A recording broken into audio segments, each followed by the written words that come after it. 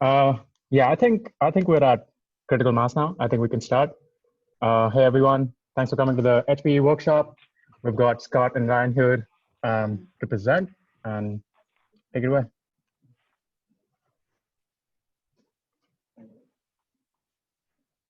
I think you're muted, Scott, by the way. I don't think we can hear you. Yes, good catch. Thank you. Thank you for having us. We're excited to be participating this year with Tami Datathon. What we're going to talk about today, aptly we're calling it Beyond the Model. So we're going to talk about roles of APIs and data analytics. We're not going to dive into too deeply into models or modeling or anything like that. We're going to kind of take a step back and take a broader view of how to interact with data and how to interact with data models as you see them out in the public. Join our three speakers today. Myself, my name is Scott Fasse. I'm with HPE Compute. We have Ryan and Kevin. They'll be speaking. They join us from our global IT business unit, and is on the line. We also have Mark and Cameron, who are available to answer questions. They're also with global IT. Real quick, a couple things about our company. If you've already looked at our challenge, we look forward to seeing some submissions from you. You may have seen that our challenge is very much centered around our core beliefs and what defines our culture at HPE. We have 4 major beliefs: accelerating what's next. You could say that machine learning and AI are definitely on that edge, that bleeding edge of accelerating what's to come. I think we've only really touched the tip of the iceberg when it comes to using this technology in our products. We believe in bold moves. I'm going to say this, I'm going to applaud everyone who's attended this. I'd say even taking something that's a physical event into a virtual event, and all the challenges have been a very bold move. So we're very supportive of this. We believe in taking bold moves. We believe in the power of yes, we can.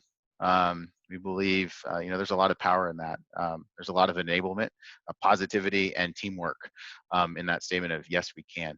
And then if you also took a look at our challenge, we also believe in making major impacts and believing in being a force for good in everything that we do, being moral and ethical and making right decisions and improving the lives of everyone around us. Not just advancing the business, but making an impact to our world around us.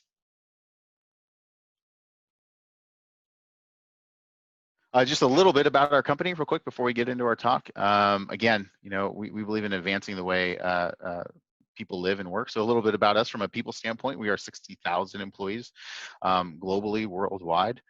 We're all with you and getting through this pandemic and working around the world. And again, as a global company, I think we've already been kind of set up for that, right? We interact on a global scale with employees on all corners of the world. We believe in diversity and inclusion, as you can see with some of our stats that we're very proud of as far as women in the workforce and in leadership. We do believe in enabling our employees to get out and work with the community, not just with technology, but just in volunteerism. Working with food banks, teams going out to working with food banks. We just wrapped up a campaign where every employee can donate money with matching funds from HPE to charities or organizations of their choice. And another thing that I've always felt, I've been with Hewlett-Packard for 20 years, and I've always kind of felt it as an extension of family, right? And if you look at our, the number of employees there and the employee combined years of service, on average, that's like 10 years. Like I said, our company and who we work with is kind of like an extension of family, and you always have that feeling inside of our company. It's one of the reasons why I love working here and why I've pretty much worked here since graduating from A&M 20 years ago. All right, real quick, this is just kind of an agenda item of what we're going to talk about today. We're going to go over API basics. We'll explain it at the most basic level. Talk a little bit about how APIs fit in with data science. We want to maintain a data science theme here. So we're going to talk about how the use of APIs should be one of those skill set that fits into the pocket of a data scientist, or even more relatable for those of you who are just now learning about data science, where your skill set in programming and interacting with external services can fit into the role of machine learning and AI. Caveat emptor, I am not a machine learning, or I'm not a data scientist. I am actually a firmware engineer. I fit more on that data provider. In the products that I build, I produce a lot of data, and one of the things that I'm always trying to be cognizant of is how that data can be used, right? And then look at it from the perspective of a data scientist. So you don't have to be a data scientist to appreciate what we're going to teach here. We're going to talk about the common types of APIs, and then we're going to show you a little bit about security. Security is always like one of those hot topics in the industry, so we want to expose you to the security aspect of working with APIs. Kevin's going to talk to you about that. Ryan's going to come in and give you a really nifty demo and talk to you about how to work with public APIs. There are a lot of APIs out there. A lot of them are public. You'll find them both internal to a company you may work for, and there's also just ones that are out there available. If you look at the challenges, if you look at our own challenge, we didn't provide a data set, right? There's a lot of data sets and data out there, and we kind of want to steer you towards that and be able to create solutions in your own space using the data you want to work with. And then we're all engineers here. We want to show you actual code and code working and demos and how to do these things and not just speak to them. And then if we have time, we'll talk about we'll go into Q&A. So real quick, application programming interfaces. You know what it is. It's a window, it's a door into another external service. So from a programming standpoint, you think of APIs as how do I communicate from one function to another. You can think of it as high level, how do I talk from one application to another. And what you're going to find as we accelerate into more and more using cloud and public type services, that it's how do you interact with a service that's going to give you something, whether it be data, whether it be interacting with a model online. There's some really large models out there that have been computationally intensive, and so you may not be able to service that up in a cell phone, right? So at scale, how would you interface with it? So an API is that contract. It's that blueprint for how two pieces of software are going to talk to each other. And so when you're thinking about an intelligent product, one of the things you're going to want to think about is, well, how am I going to actually ultimately have my model, for instance, interact with another application? And so that's why thinking about how do APIs work is extremely important. So at a very high level, APIs, they provide people quick, secure, and efficient accesses to functions and data. So I'm gonna walk you through a really simple progression that I like to use internally whenever I'm talking to folks about machine learning, and then I'll kind of take that very high level presentation to show you how APIs play a role. So the machine learning process, right? We know that depending on where you read, it might be a 10-step process, 12-step process, various different things. But at a very, very generic high level, you start with data, right? So you need data, right? So if you don't have data, then you don't really have any place to start from. So you got to get to some data, right? To go from there. From there, you mix in compute. So I work for a business unit that builds compute. We build servers, we build products and services. And so, this plays into the wheelhouse. Okay, what is the, what are these computers? What are these large scale servers? What are they useful for, right? So we have data, we mix in the compute.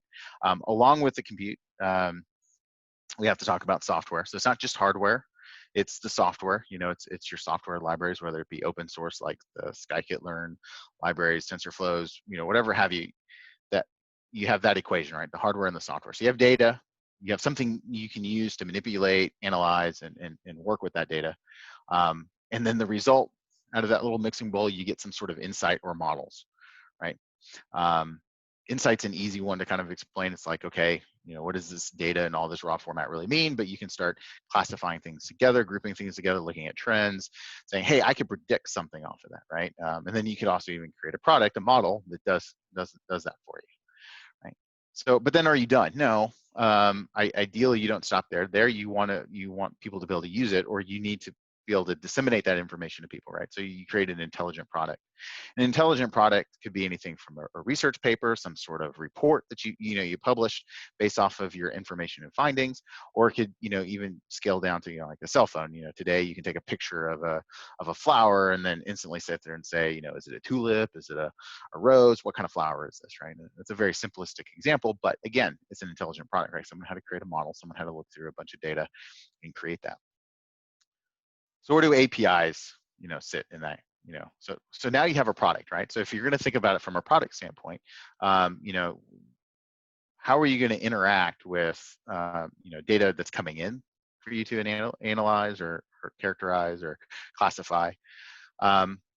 So you need a way to connect and communicate with the data, right? So that data has to come into the product somehow. And so one of the ways you can do that is through an API. It is one of the more useful things. Otherwise, your product has to actually be right with the data, right? The data has to be shipped with your product. Otherwise, you're going to talk through an API. And then, depending on the size of your model, your model may be wrapped up into the product, but, it's best sometimes to think about, well, how can I create the model itself become a service, right? How can I interconnect with it? So, I can switch to using a different model. I can just point to a different API. Or if I need multiple products using that same model, then they can all interact with the same model using the same API, right? So it allows you to run scale very well. And then you also have APIs for compute, right? Some people don't think about this one per se, but you may need to store off some historical data for offline training. So you want to pump that over to compute. You may just need to do offline training, just like I said. So you want to store that. You want some more training going on, so you need to access some compute and take the data that you receive, store it off, pull it back, right? And you may not be able to do that with your cell phone or something as small as like a Raspberry Pi or an Arduino or something like that. So you're going to, again, use an API to communicate with a larger scale compute. So that's how that kind of fits. Now let's talk a little bit about some of the commonly used API types. So there are many, right? It'd be very difficult to go through and exhaustive, but there's a lot of common ones that you'll run into. And there is a very big trend that you'll notice that I've cheated and kind of put in bold for you. REST APIs. That's a very big buzzword in our industry right now. It stands for representational state transfer. That means you're going to go ahead and change state. From a programming standpoint, that has some pretty decent implications. Sometimes we see a lot of times people say this is a REST API, and you're like, no, it's not a REST API, but you can use that word regardless. But generically speaking, it's an HTTP, it is a transfer protocol that runs on top of HTTP, so your web. It uses 4 of those different methods within that protocol: get, post, put, delete. So you can get the state of something. You can post or update the state of something. You can put a brand new state, just create a new state and put it there, or you can delete that state. And again, HTTP is used most exclusively, but REST doesn't necessarily say you have to use HTTP. JSON out in the wild is going to be your most common type of communicating those state attributes. It being web and JSON being tied to JavaScript and being very web-based is naturally has a fit, and it's human readable, easy to go, and you'll enjoy it because it's easy to hack. SOAP is another type of API. It uses HTTP usually primarily as well. I mean, it does have the ability to run on things like SMTP. It is more of what we call a remote procedure call. So instead of just changing the state of an attribute, what you're really doing as a semantic, what you're really doing is you're saying, hey, go do this, and then there's some sort of back-end processing that's happening, it's coming back. You're really kind of calling a function more or less than talking to the state of an object. The SOAP uses strict XML messaging.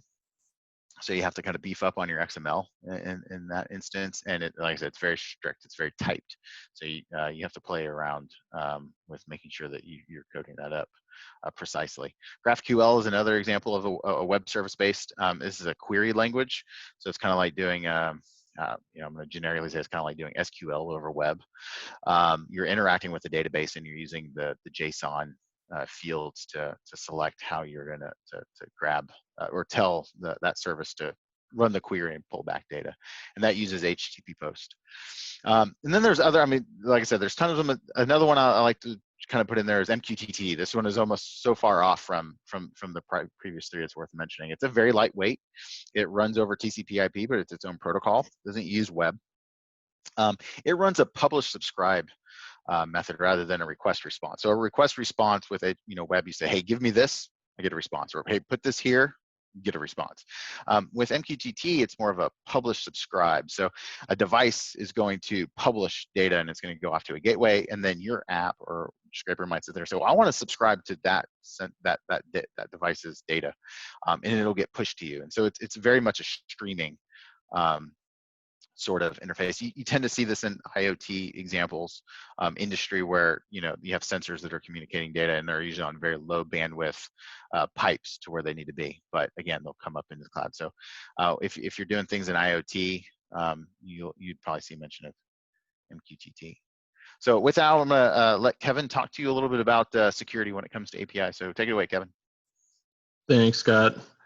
So the purpose of this slide is meant to share concepts and best practices on how to secure your APIs.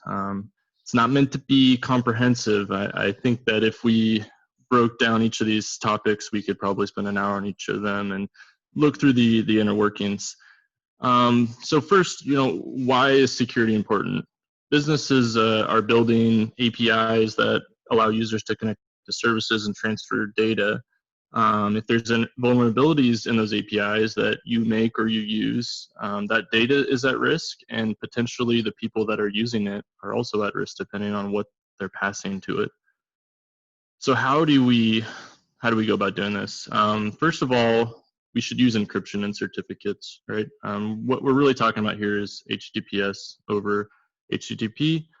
HTTPS uses SSL or TLS protocols to encrypt communications between endpoints, and it also confirms to us that the endpoint is who that they say that they are. So whenever we're interacting with these APIs and we're using sensitive data, it's really recommended to use HTTPS. However, this isn't really a hard requirement, right? There's a lot of situations where we might be using data or an API that's using HTTP, and we know that we're not going to have to worry about that data that's coming to us, and we're not transmitting anything to them that we would be worried about them knowing. So in that case, it's okay, but anytime we're developing our own, it's always a good idea to do that as best practice to use HTTPS, because two reasons that I can think of now is that browsers nowadays are going to complain first thing when someone goes to your site, right? They're going to show that it's not secure. And the second thing is that search engines actually use HTTPS results and rank them higher than HTTP. So before we go into the different methods of authentication, I wanted to just share some terminology that hopefully is a review. So authentication versus authorization. So authentication helps us confirm our identity, versus authorization details what resources a given user can access. So a good analogy that I've heard for this is we all carry driver's licenses, right? So the driver's license has two purposes. It has our identification on there, it has our picture, who we are, where we're from. But what it also has is it has our class of vehicle that we are authorized to use on public roadways. So going into the three main methods here for API security, right? First and foremost is basic authentication. This is going to be your most basic form. It's going to be a username that's sent to an API to authenticate using base64 encoded string. This is the easiest to implement, so it might work for you, if you're developing a quick proof of concept or something, but it really does lack in a few ways. The first is that when you interact with the API, you need to share your credentials with it every time, right? And that doesn't really help in situations where, let's say we want to set up a third-party integration with the Google Drive. So, we wouldn't trust any website, right, with any other application's password, right? And that should be a shared principle across all APIs. So another thing is that when you pass your credentials each time, you're creating a wider window for an attack, right? Each time you do it, every time that you do it creates more possibilities that something can happen. And also, in the event that those credentials are compromised, there's a lot more that someone can do with your username and password than, let's say, like an API key. So that kind of takes us into, right? So next method is application creates a unique key for each account that can be passed with each request. This is one of the most common methods of authentication.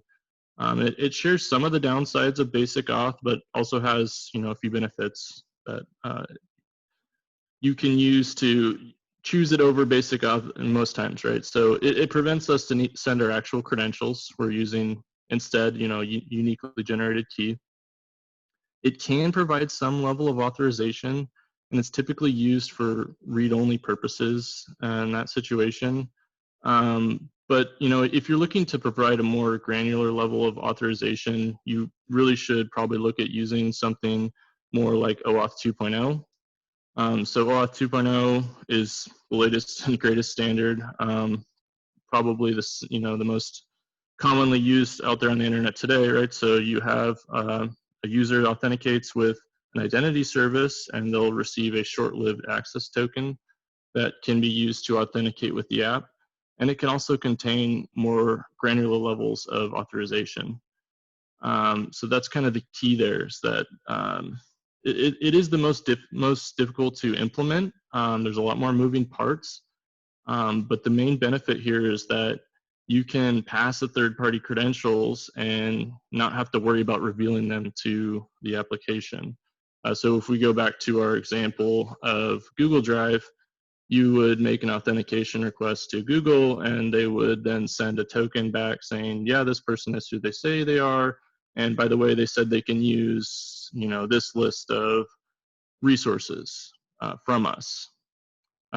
So, that kind of goes back to our driver's license example there, right? You can drive these vehicles, and you are who you say you are.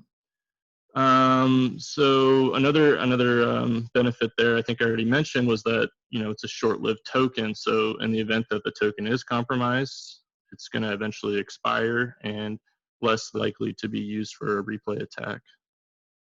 So hopefully that helps shed some light on some of the most common forms of authentication and authorization. I'm going to hand it over to Ryan now to share different ways of collecting data.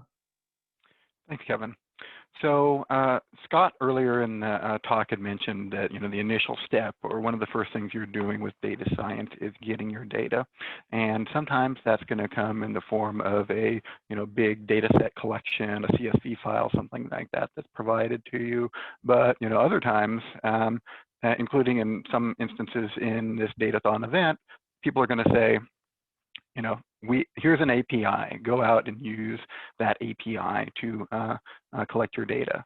And the reason, or some benefits of using an API on there, is it's a structured, consistent, and repeatable mechanism of pulling in data over time.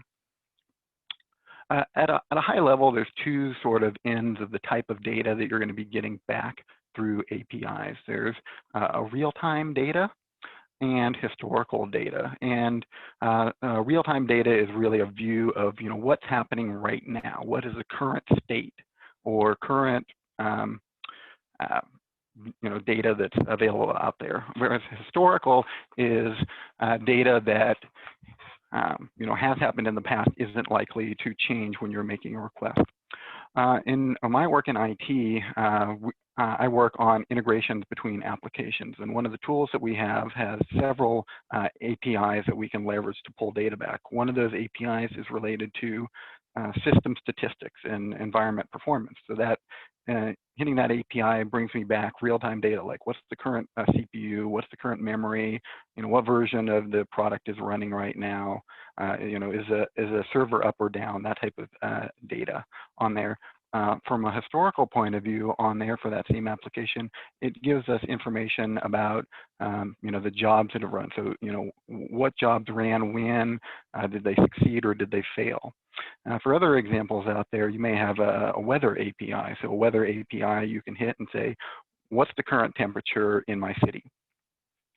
There may be another weather API that tells you what was the temperature in my city a week ago at noon. So the line between the historical and the real time on the API, the type of data on there, and it's not a one or the other. There's some things that could kind of fit in between, but that's generally what you're looking at. Either what's happening now, or something that has happened that you're going to want to be able to pull in and leverage.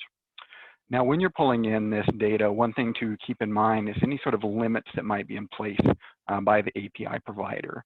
And some API providers have these limits known as rate limits on there, because those are shared services that a lot of different people or entities are wanting to concern. So to prevent overutilization, to limit the resources that they need to have to provide this data, they may limit how many times you can hit the data, the API, how much data that you're pulling down in a given request, things like that. So as you're sort of building out your data ingestion mechanisms, it's an important thing to keep in mind to make sure that you're not going to get blocked by trying to pull too much data in too quickly. Next thing to consider there is the data formats on there. So two of the most common data formats that you're going to see are XML and JSON. JSON is really more prevalent there on sort of REST APIs, and XML is more used on SOAP. Either way that you have this type of data, they're probably going to be libraries for whatever programming language that you're using to pull that data in. So you don't need to know about the specifics of parsing this. There's going to be something out there that's going to be able to do that sort of work for you on there. But at the end of the day, all XML and JSON are just structured data to be able to provide, again, that sort of consistency in the format that you're getting the data back in. So now I'm going to move into a demo where I'm going to walk through how you can sort of get started in trying this yourself on there, where we've got this GitHub repository that has a list of public APIs. I'm going to show where you can use a browser on there, use a web browser, use Postman, and finally use some code to be able to pull in data and invoke these APIs. I'm going to go ahead and start sharing here.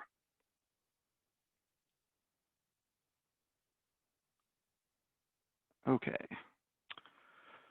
So here is the GitHub repo that I was mentioning on there, and this is just one of several lists out there that I maintained of free for use APIs that anyone, sometimes you have to register to sign up, but anyone can go out and sign up and start using. So for the demonstration that I went to, I looked at a transportation service and specifically found one for the Bay Area Rapid Transit API. So Bay Area Rapid Transit is the metropolitan train service for the Bay Area. A few things to note on here. Kevin had mentioned in his talk about HTTPS and the usage of that. So you'd see here that it's not in use there, but given the type of data that's coming back from this API, information about train stations and their arrival and departure times, that's not necessarily a concern. Another thing that you'll notice here is the authentication type that's available in there. So this one's using an API key, but they also have stuff with none, and some of these you'll see in here are showing Oauth on it. The ones with no or with the API key are potentially more are easier to get started using. Oauth has that more to sign up and get going. So if you're looking to just get something started, that can be something that you can look at to say like, what's something easy that is of interest of me to me on here that I can just start playing around with and pulling in some data. So from the link here, we'll go to their API documentation page, and they've got their overview of what it's all about, telling you that here's the data that you're going to be able to get back from the API, your license, what you need to agree to be able to use this.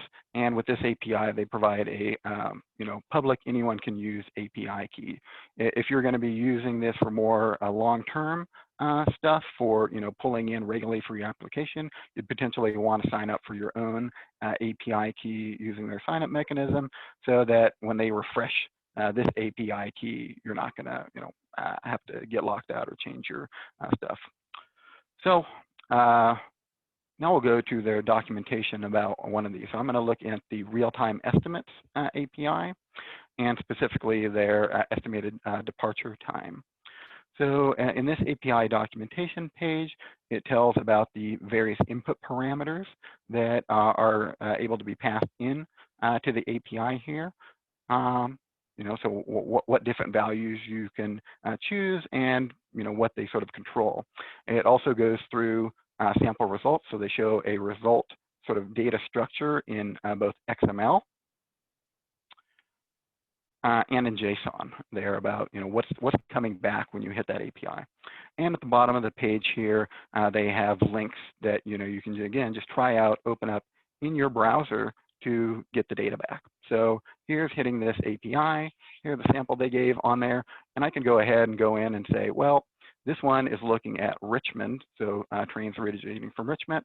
I can go in here and take this abbreviation from the Berryessa station and change that in the URL in the browser and get some different data back. So here, without doing, anything, just opening up a web browser, I can browse around, look at different data that's coming back, see what, what different values might come up.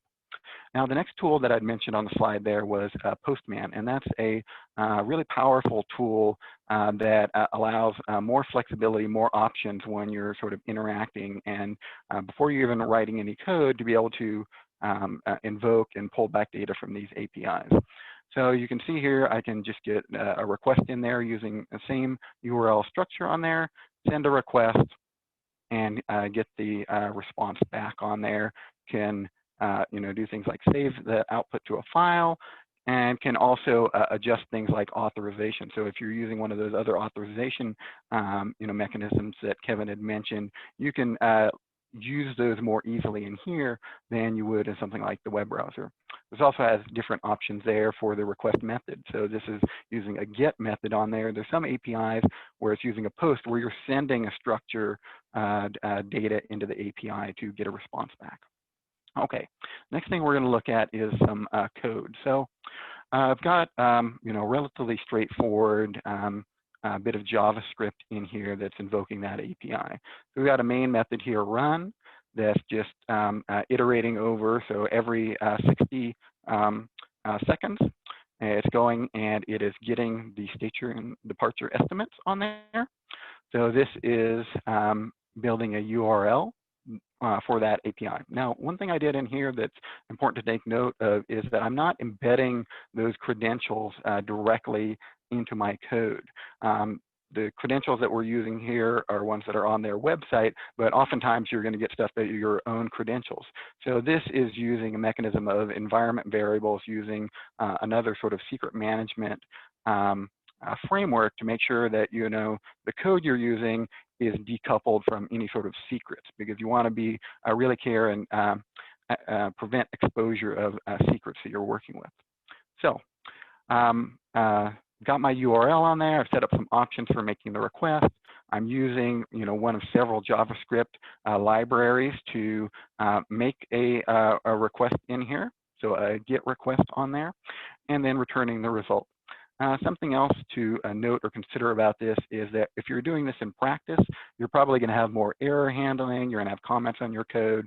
So, in case this request fails on there, you'd want to have something like a try-catch block on this to make sure that your program doesn't stop running in case you get into problems. So those are things that, when you're hacking around aren't necessarily important, but as you move on to sort of build more automation on your stuff, need to come into consideration. So I've got my station information that's coming back in here, and then I'm saving my departure estimate. So right now, I'm just printing this out to the console on there. In practice, maybe you're hitting your own sort of ingestion API, or putting this through the model, putting it into a database for storing and analysis later. And let's just go ahead and open this up. So I've got that code, and then when I run it, it's going to go out to that API. It's going to fetch all of that information on there. So I've got the current time that it ran, and then it's showing me all of the information about, current, departure estimates for the various stations, how long the cars are, where they're leaving from, where they're going to, etc. So with that, I'm going to go ahead and turn over to Scott, who's going to do another demo and showing you some more stuff that you can do with APIs and building in some data science aspects.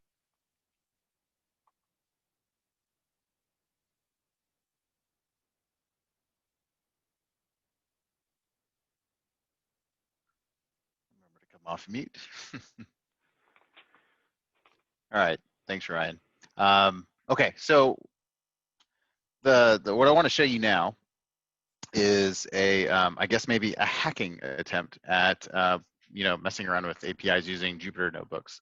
I actually am a big fan of Jupyter notebooks for quickly prototyping some code and interacting with several different services and data using Python. And so interacting with APIs and then interacting with that data, Jupyter Notebook is also a great platform for that, not just for visualizing data. So in my example, I'm going to go ahead and use Twitter. Twitter does have an API. Just a quick caveat to that is you have to ask for developer access. I think my turnaround time was a little over 24 hours. So if you don't already have access to this one, it might be a little bit difficult for the challenge. But I kind of thought this would be a great sort of example about how few lines of code that you actually need to write to interact with Python, or sorry, with API. So here we go. This is going to be live. So first thing I'm going to do is import a couple of common libraries, JSON and request. That's it, right? I need a way to package data and interpret data, and then the request library package within Python allows you to do all those get posts that you need to do, right? So I'm going to then I'm going to load my token. I'm not going to let you see it. This is one way of doing some obfuscation from the program. I'm just going to load it from a JSON file itself that has my token. So if you did have access to the source, you're not going to see it embedded in there. I'm going to go ahead and put that token in the header. So for the Twitter API, they want the token sent with the header itself from an HTTP request. Again, just one line of code, just assemble your header. And then we're going to assemble our URL. So for Twitter, what I'm going to do is I'm going to go search the recent tweets. So their URI has recent. I could just search like an archive if I wanted to pull more. I'm going to only pull 10 tweets for this go around. Twitter, I believe, if I recall correctly, rate limits me to 450 total results over 15 minutes. So I think it's a pretty popular API. So they're a little heavy on the rate limiting. And then I'm going to do a query. So I have a user DT reload, and I'm going to go ahead and look for tweets for DT reload. And then I'm going to actually end up putting this through a model, and I'm going to put it through a text model, a sentiment analysis model that I created several weeks ago in a machine learning course that we assembled together for employees within my group. And so I'm going to specify English because my tweets are in English. And then, so, it's just as simple as creating the URL and looking for a response. So I printed the response. The response was a 200. So in HTTP terms, 200 is a good thing. It's not a 404. It's not a 401 or a 500. 200s are good. And then since it came back in JSON format, I'm going to take the response. Actually, that could have been content, but I have it in text. There's multiple ways to do things in most programming languages. I'm going to print that. And so I've received 3 tweets. Most of them are from my coworkers. I'm going to encourage you right now to pick up your phone if you have a Twitter account and send a tweet to @DTReload.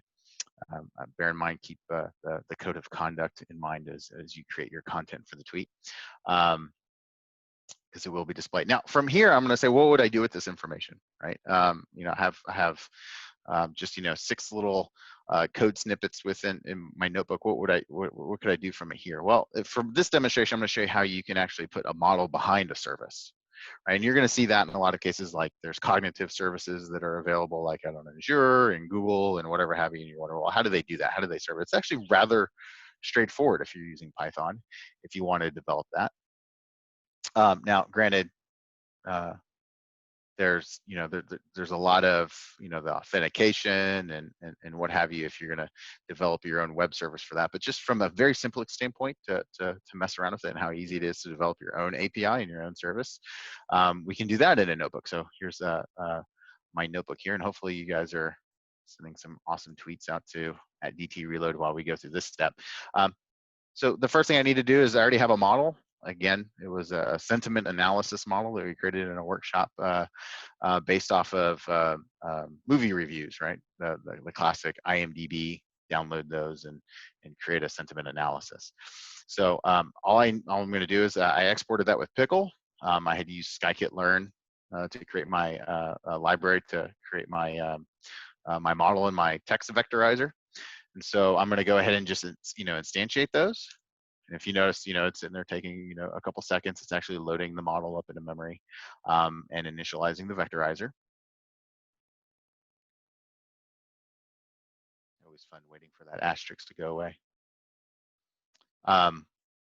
Anyway, so while we're waiting on that, our next step, we'll talk about Flask. Flask is a Python package that allows you to load your or create a development server and bind it to functions in Python. It's a pretty straightforward thing. It is. I will mention it as a development tool. It is not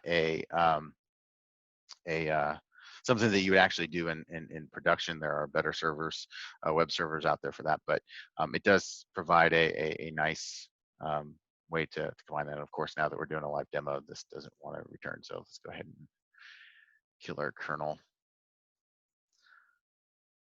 My teammates can attest to, I've run this one multiple times and it just decides to have fun with me today. Oh, there we go. All right. When in doubt, reboot, even if it's virtual. All right, so we're going to go ahead and import Flask, and we've created a name. And then now what I'm going to do is I'm going to bind a URI. I'm going to bind a function to a URI on the web server that's going to act as my service. It's my URI. I'm just saying score text.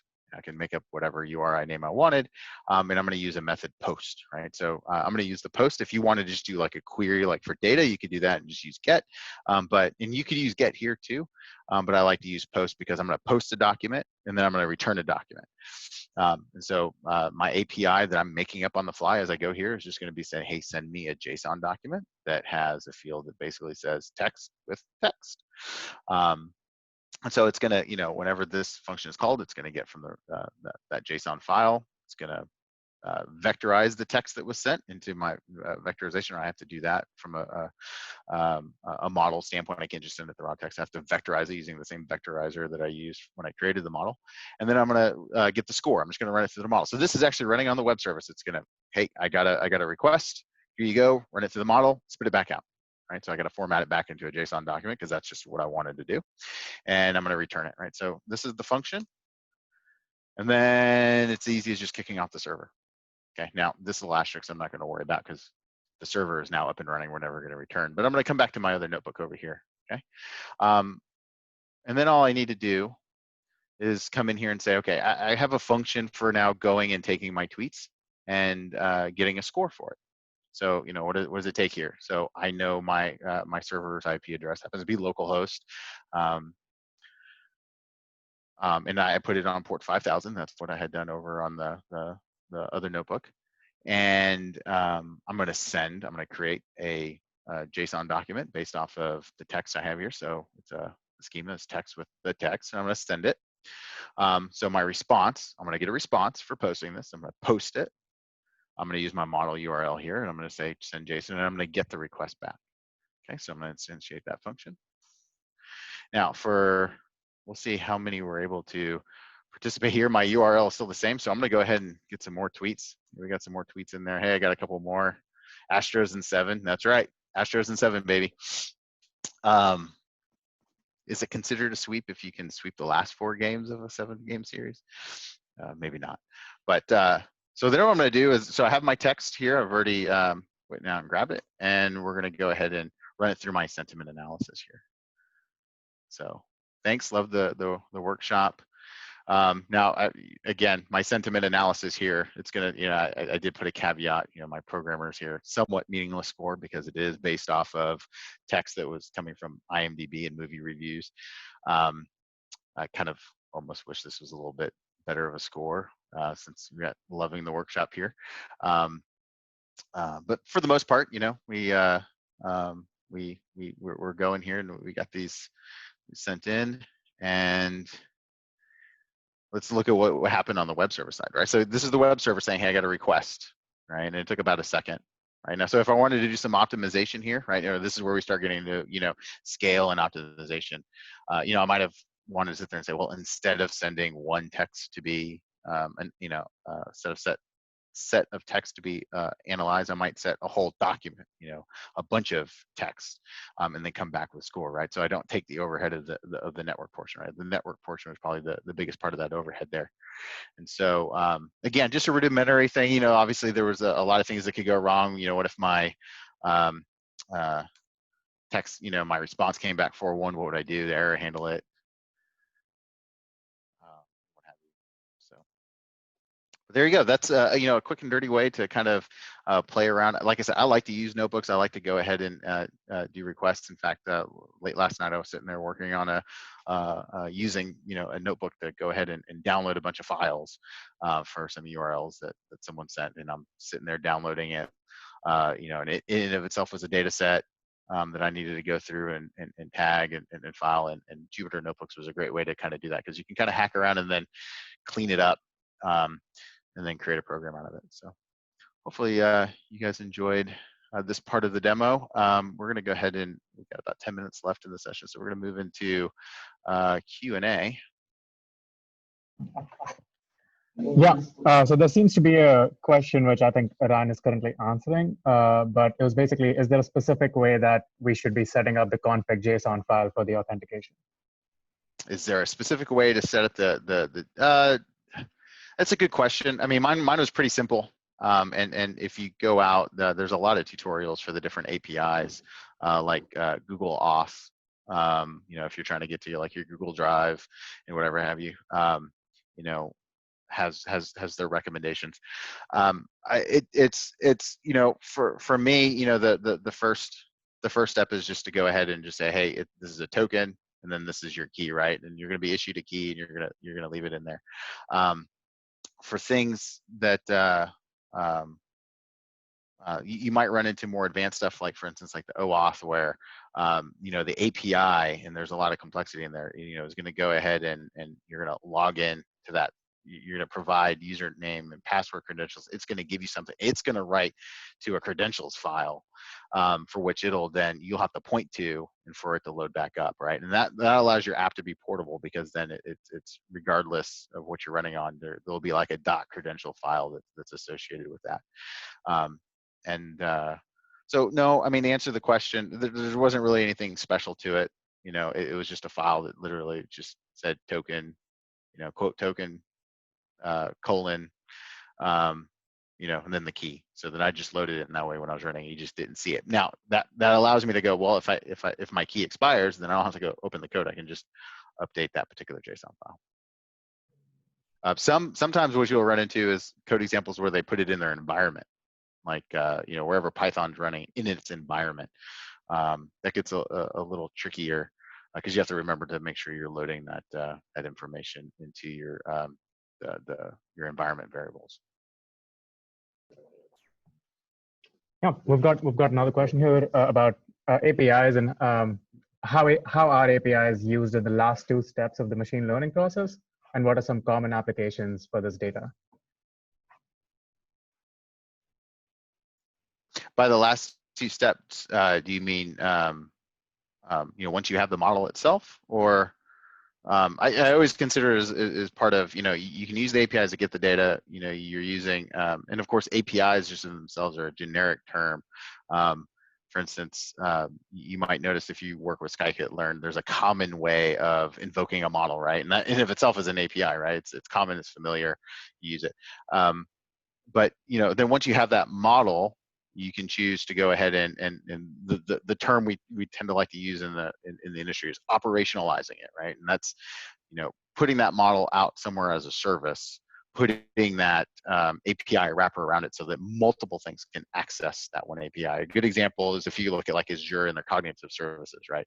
There's a rich set of APIs where you're interacting with models that have been created that have gone out and created all these CNNs and RNNs for image processing, right? And so you can basically take your image and you post that image to that service, and it comes back and gives you all within a package a bunch of stuff. The level of appropriateness of the picture, is there a person in that picture, what's in that picture, so on and so forth, and some sort of information. So that we consider that back end part of that process. It's like, okay, now that you have these pieces, how are you going to connect everything to your model?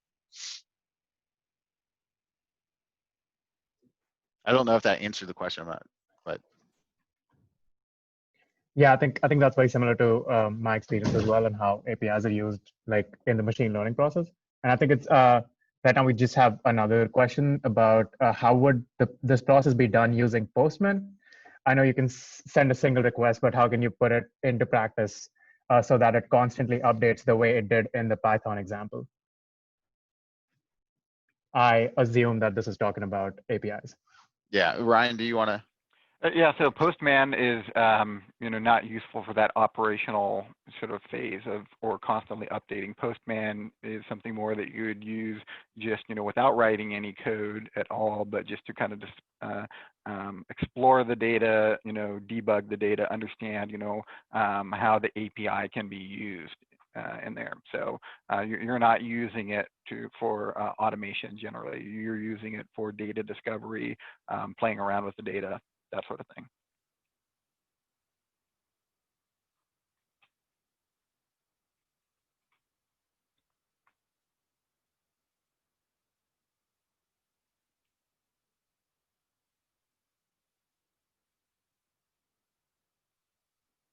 These are great questions. Are there any more?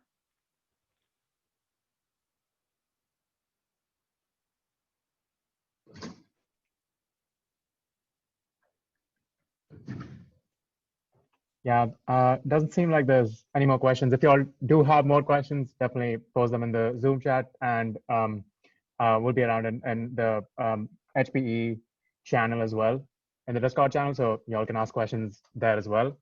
And I think someone just asked whether you can share the code in the channel if there's a link to the Jupyter notebooks of some sort. That's a good question. I don't know if for the notebook, I don't have it out anywhere, but like I said, I'd be happy to walk you through it. It's fairly simplistic. Honestly, I don't know how to share it on Discord, so and I don't have a GitHub link for it. One thing I did want to offer up real quick, and that is, you already mentioned it. You can join us on our Discord channel. That hashtag HPE channel. We're there. Come in and ask some questions. I'm going to be up till at least midnight because I have a funny feeling that's when the Astros game is likely going to end. And so another thing is, careers. Go ahead and check us out at careers@hpe.com. If you're looking forward to, if you like our core beliefs and you feel that's fits in with your own core beliefs, then come check us out. We look forward to working with fresh, new, talented faces. So, and again, thank you for having us. Thank you so much, Scott, Ryan, Kevin, Kamran, everyone for being here. This was an awesome talk.